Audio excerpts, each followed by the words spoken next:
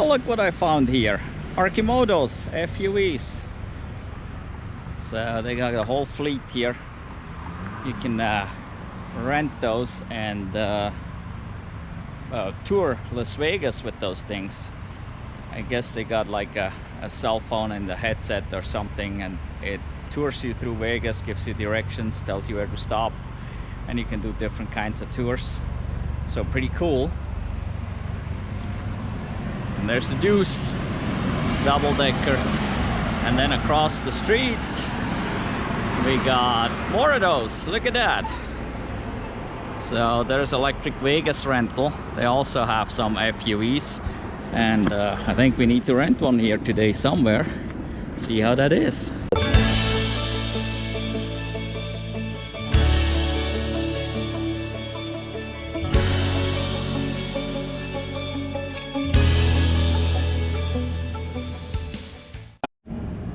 Let's take a quick look here. Looking pretty cool. Interesting. Looks like we can see some motor and stuff down there. Pretty simple suspension. Relatively narrow wheels. Interesting. Windshield wipers.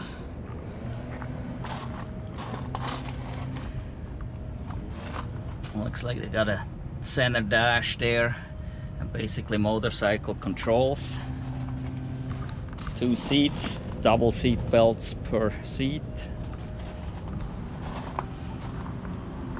And here we got the storage box in the back.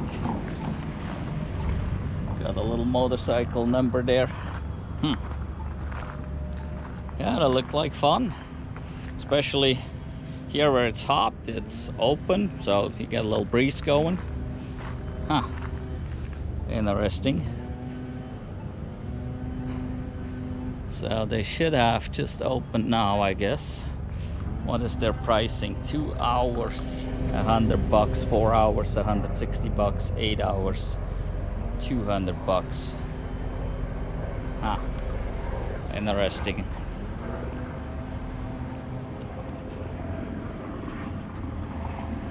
Interesting.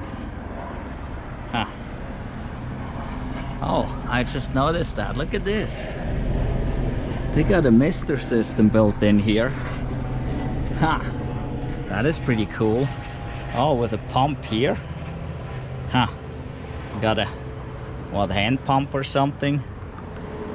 Interesting. Pretty cool. Hi, how's it going? Good. What's going on?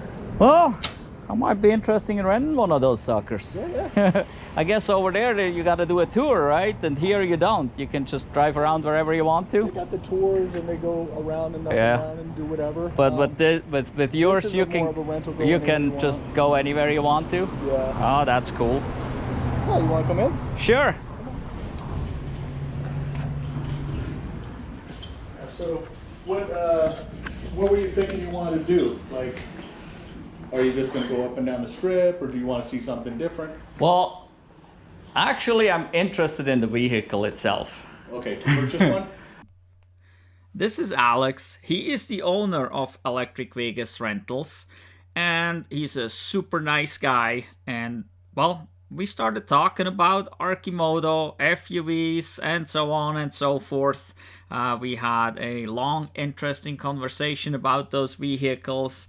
We talked a little bit about his business, and it was very interesting. Like I said, he's super friendly, super nice guy. So, I mean, if you want to rent an FUV in Vegas, you go see Alex. But, well, I was there to rent one, and so I did, and I chose the 4 hours, and for the next day from 10 to 2. So it's before it gets extremely hot. So, and well, I came back the next day.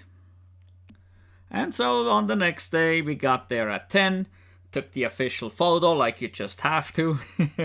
So obviously not all 3 of us fit on there, but that was perfectly fine. Jenna wanted to go with me. My wife went back to the resort, and I told her that I will pick her up a little bit later, and then I'll take her around for a ride. And so off we went.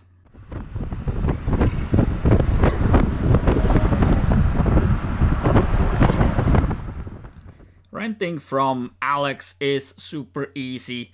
Actually, the first day he took me around the block on one of the FUVs, so I can see how everything works and get a feel for it real quick. So super nice. Also, he has videos that you can watch if you want to see a little bit more. And there's that mister. That mister is a lifesaver when it's hot out in Vegas. Especially as you're driving slow and you have no breeze going. This is wonderful to have. So, but yeah, we just rented and went out for a drive, not really knowing where we're going.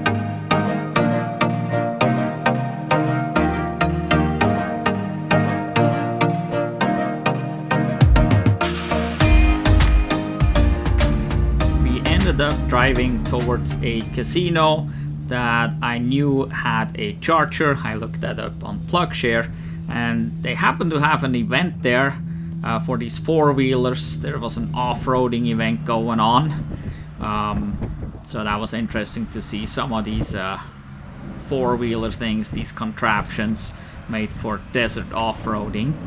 And so we drove up there into the parking structure to find the level 2 charger, and so we could see how fast that this FUV would charge, see if we can plug in how this is. You know, you gotta experience that. And wow, there's another Tesla just like mine. Tons of electric vehicles in Vegas. It's amazing.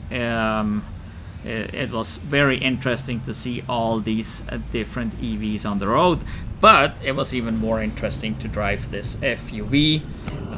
Haven't seen any other FUVs on the road, so.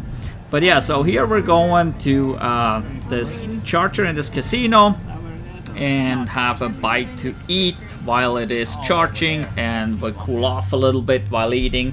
That day it got really hot really quick. So, but it was nice. These chargers here were located basically right next to the elevators where you have access to the casino. And look what's there, a BMW i3 in blue. Oh, it looks good, it looks good. You probably have noticed I like blue. We have all blue electric cars. So, well, here we go and plug into this charge point level 2, and we'll see how much charging speed we get on this FUV. Alright, we made it here to a casino that has a free charger, and there's an i3 just driving away. I was charging here. We got another Model Y over here charging. There is 2 chargers, each with 2 cords, so we can charge a total of 4. They got nice signage here, so that's pretty cool. And we looked at that, and these should be free. So we'll see if we can actually charge. Let's see here. Oh, there we go. There's the charge port. Oh, we need to activate that. Alright, so I just use the card. Let's see. What does it do? It used to authorize with any card. There we go. Yeah. Oh. Which way does it go here? This way? Alright, it goes weird way there. So these free charge point chargers, they usually can be activated with anything, with any RFID. It said you need to have a app or the charge point card. I didn't find my charge point card, so I just used a credit card and swiped it. Any RFID will usually do on those, so you don't need to have the app or anything. And here we are charging at 3.3 kilowatts. I don't know if you can see that right there, 3.3 kilowatts. So that is what the Arcimoto charges at. Not very fast at all. It comes with a level 1 charger from the factory. Let's see what it shows here. So we can see the charge there, we're plugged in, we're down to 66%. So we started at basically 89. We only done 17 miles. So it is pretty power hungry. Yeah, it's pretty thirsty. We drove town. We also had about 6 miles on the highway. But so basically 2/3 were on the streets in Vegas at 45-ish. But I think it's pretty power hungry overall. So now the other thing is, there's this extended range. So in order to actually charge to 100%, you gotta do this here. And it says it's hard on your battery, but it's the usual thing when you charge to 100%, you should get going pretty quick. Also, the manual says if you don't turn this extended range on, you can't go down below 10% or something. That's kind of odd. Also, the extended range will reset every time you turn it off and back on. So I'm not sure, because right now it's off. So not sure if this will turn the extended range off again. It's kind of weird. I would think it can go down below 10%. It just shows 0, but I'm not 100% positive. If you know, leave a comment down below.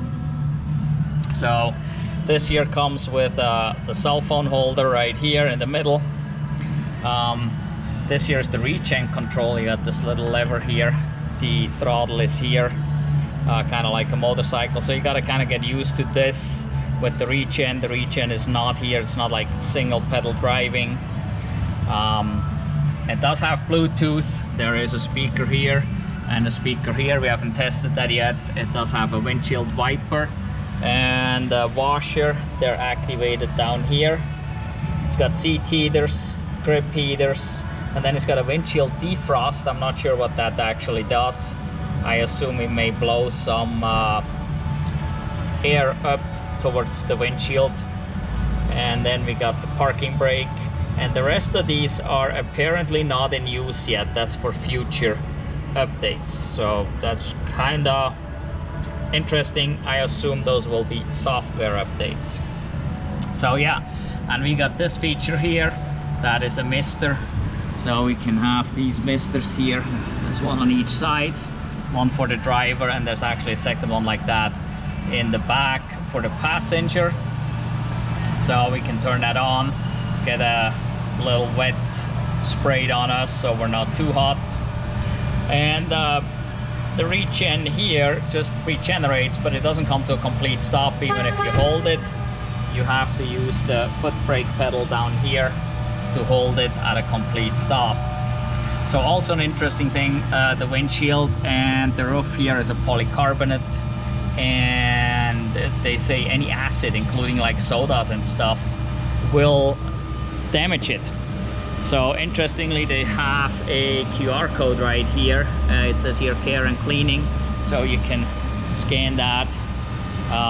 So they'll tell you basically how to do it. You can't use any windshield cleaner, window cleaner with ammonia. That will damage it. So that's kind of interesting. On the back here, we stuffed our things in here. So we got our gear bag in here. There's still a little room. It's kind of hard to see here. There's still some room in here. Got the gear bag, got another, we got the drone bag here, we got a bottle. So there's still some room. Also underneath here, you can pull that up. There's a little cubby. It's about 4 or 5 inches deep. In this case here, that's where the bladder is with the water for the misters. So we can't use that, but it's got sufficient storage for like a daytime run or something, but it's not huge. Also, you can see here the cup holder for the passenger is right there, and for the driver we have it down here. So yep, mirrors are completely manual. You just have to grab them and adjust them. And So there is a fan going right now from cooling the battery. I'm not positive if this is liquid cooled or just air cooled or what it is, so not positive about that. What I noticed is this fender seems to have a rattle. It rattles at times, so something's going on there.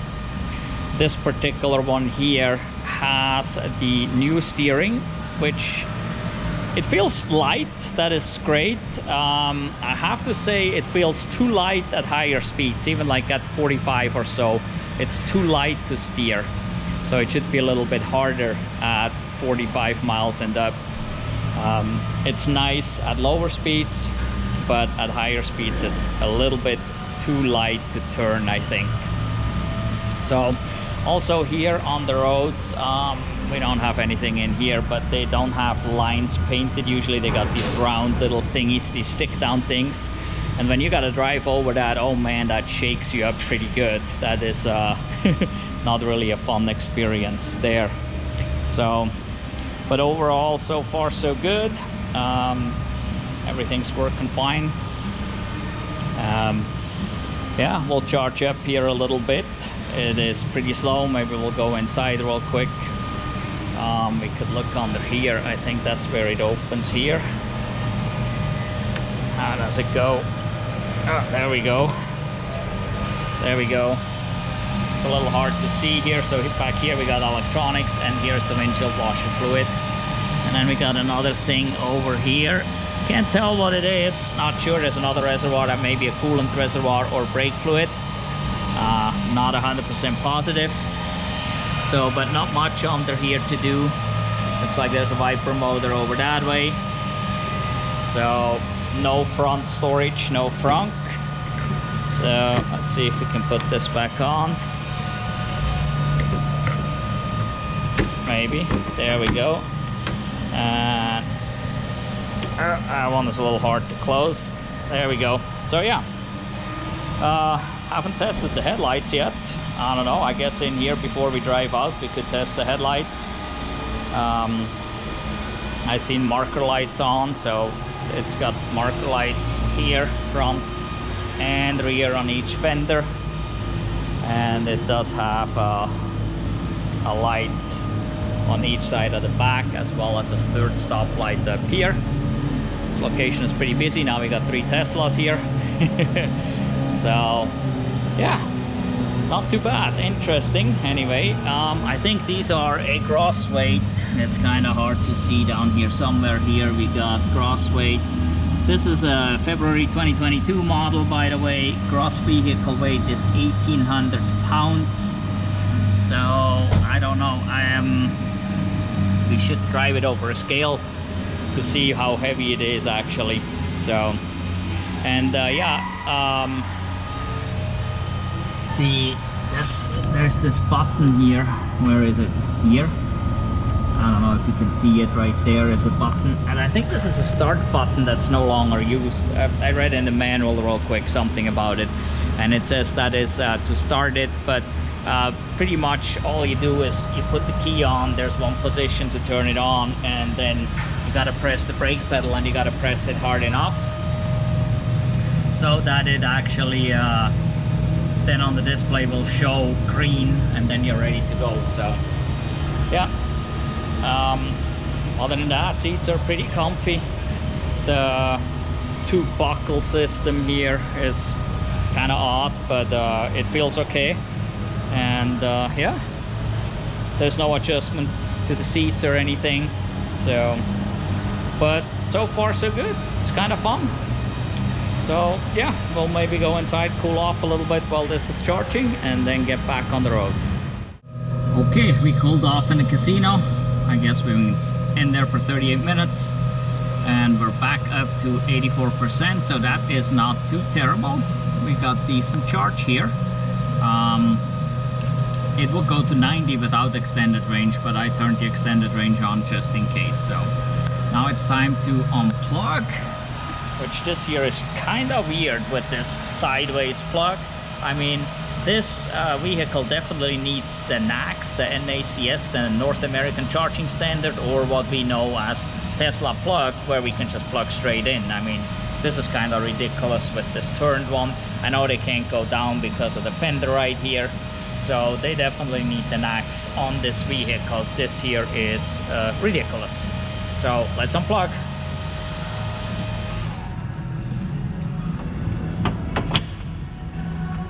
And the fan stopped, and so we are ready to go again. All right, to turn it on, I'm gonna put the key in here, turn it one position, and it's firing up. The lights are coming on, and actually something's flickering up there. That's not the camera. Wonder what that is. Oh, look at this. Huh, interesting. That is weird. Not sure what that's supposed to mean. Lights are on in the back. But not sure what the flickering means. So anyway, to start your vehicle, press the brake. Press, there we go. Seatbelt alert for the driver. And so yeah, gotta put the seatbelt on, and then off we go again. So I did press here the defrost button, and then a fan came on, and it just blows right here. Yeah, just in the center area. There is nothing off to the side, and right now it's blowing really hot. So I think there's a heater, an actual heater in there, so like an electric heater or something. Oh, okay, it also has different blower speeds, so it was on high, medium, low, and off. There we go. Okay, so you got 3 blower speeds, but it seems to be heated, but just kind of here in the center.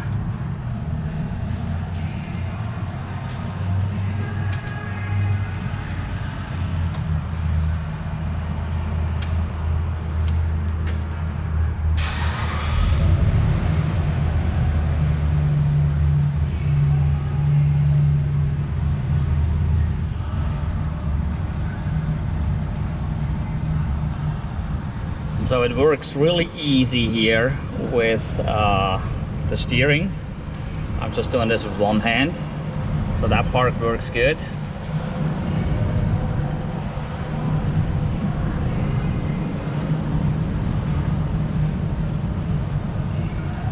Yeah, so we gotta find our way out of here and get back on the road.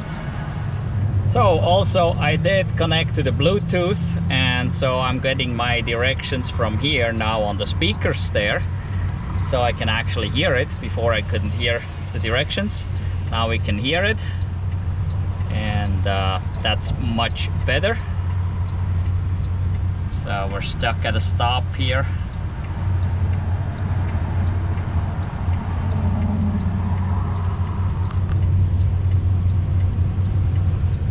So yeah, the turn signal is fully mechanical, so you set it and then you got to press it to reset, to turn it off.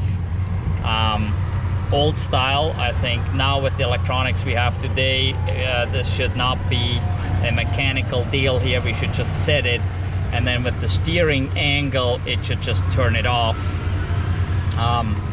This here is old-fashioned motorcycle stuff, so for a high-tech vehicle this should be different. Should be based off the steering angle or GPS, one of the two. That's definitely an improvement that could be made.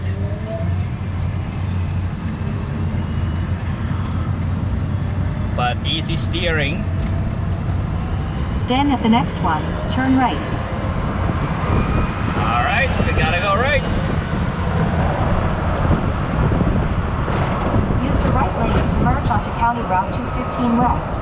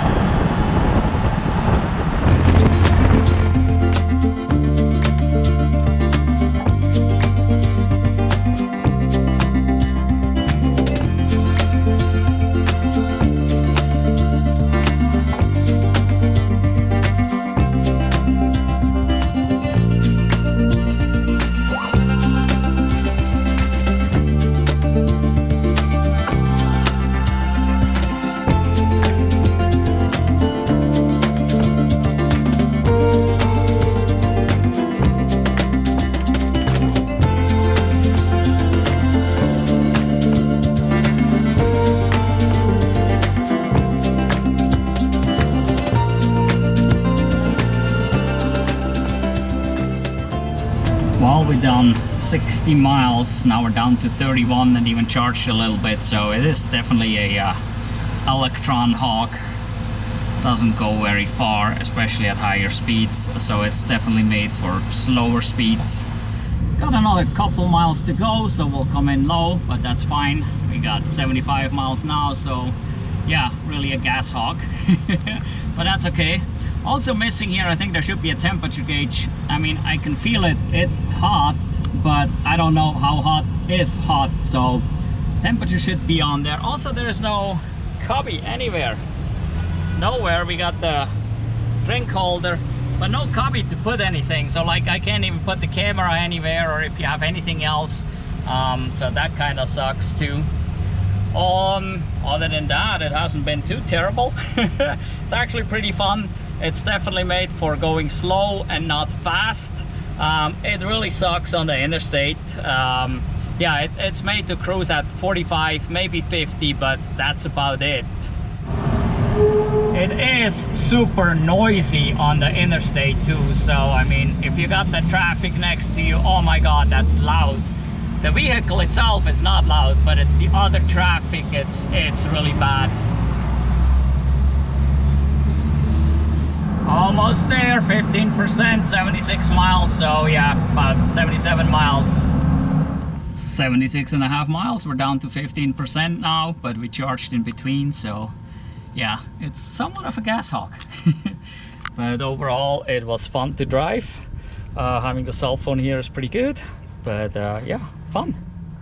It was a fun ride. My daughter enjoyed it. My wife also enjoyed it. It's definitely a different experience. It is. It's not a car. It's not even really comparable to a convertible. It's also not a motorcycle. It's not really comparable to a motorcycle. It's a different experience altogether. But definitely what I found is it is more of a low speed type vehicle. So going over 45, 50 miles an hour is not necessarily fun, or is not fun really, especially driving on the interstate. That is way too loud. It's not the FUV that is loud, but the traffic around you, the road noise, I mean, it's extremely loud and not fun. Driving in town, like going down the strip, that was nice, that was fun, that was a good experience.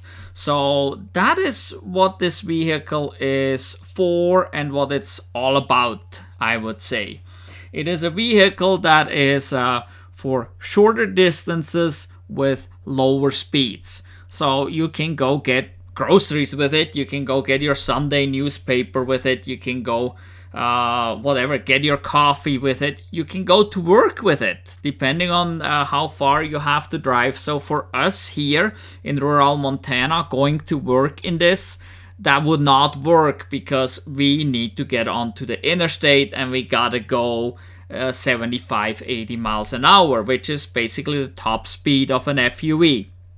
So that would not work for us. But if you live in town or in the suburbs, wherever, depending if you don't have far to go, this is definitely a great option.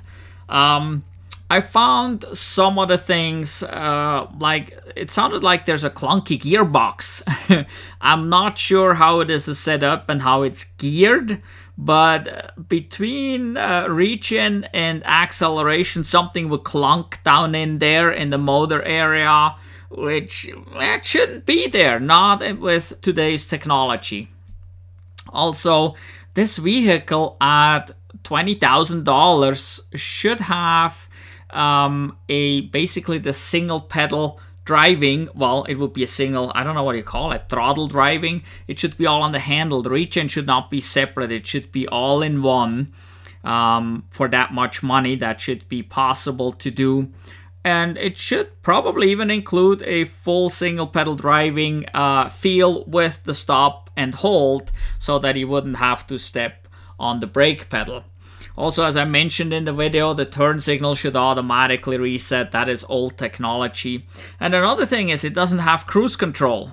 there is motorcycles out there that have cruise control. Why does this not have cruise control? This should have cruise control. For $20,000, I'm sorry, it needs to have cruise control.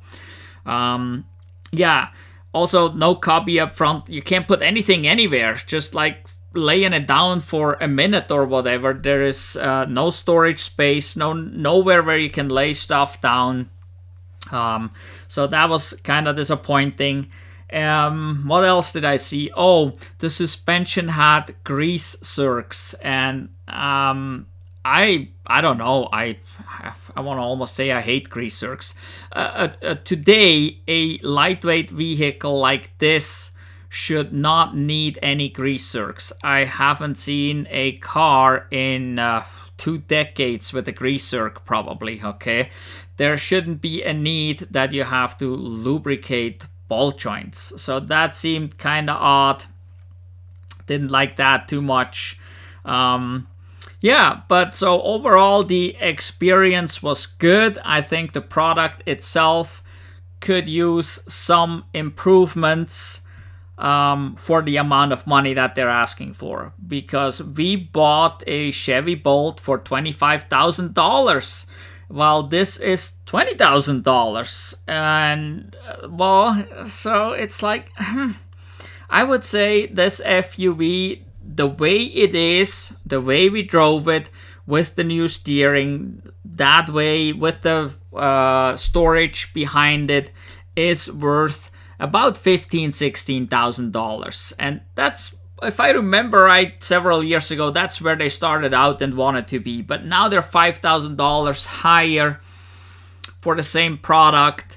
And I think it is a little overpriced. So depending if you enjoy that experience and if you can use it daily as going to work, okay, that makes it more valuable. But for many, this would be a weekend ride thing, maybe even a seasonal thing, more like a motorcycle. That is quite commonly a seasonal thing. There's other 3-wheeled vehicles out there, like a slingshot and some others, and they're more seasonal. And this falls into a more seasonal category, especially here in Montana. It gets pretty cold, so in other places, obviously, where you have a mild climate, you can use this all year long.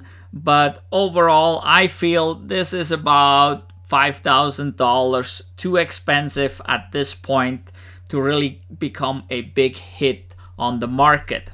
But it was fun, we enjoyed it, and I hope Arcimoto can stay in business. They've been going through tough times. I mean, it's a great vehicle. They just need to improve it a little bit more, and this would be a top runner, or could be a top runner very soon. And I hope they make it through their tough times and can build up and actually sell more of those.